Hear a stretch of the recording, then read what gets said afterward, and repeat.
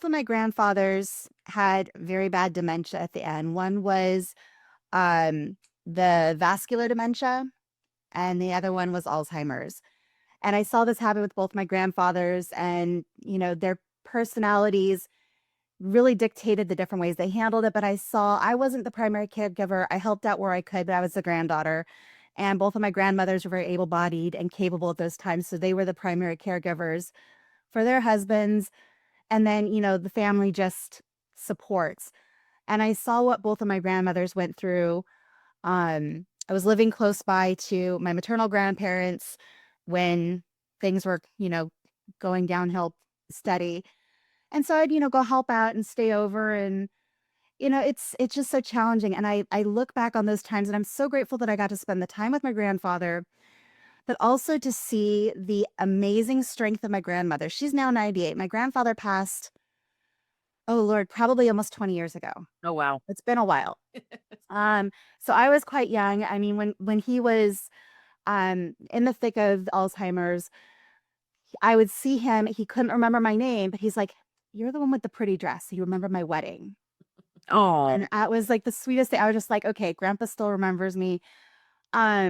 But just being able to spend time with them.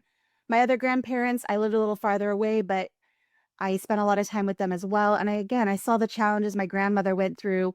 And with both of my grandfathers, they eventually had to go into higher levels of care than they were able to handle. And just those transitions, the struggle of them having to deal with the stuff at home, and then the struggle of, having to put them somewhere, and the heartbreak of that. And um, it's just a lot. And so I have a deep respect for people who are in that firsthand position.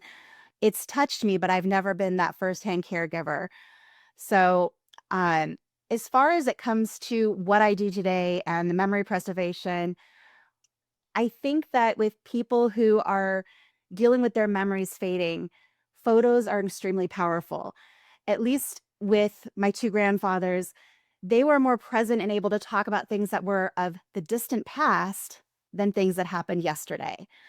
So being able to show them those memories kind of got them to light up. And so having a place where you can pull up photos, have them organized, show them their memories, I think that's really powerful for both you as the person who's doing the organizing, and it helps you learn more about your family story, but also for keeping that family member present and engaged and giving them something that lights them up. And I think that's the really amazing connection we have with photography and caregiving.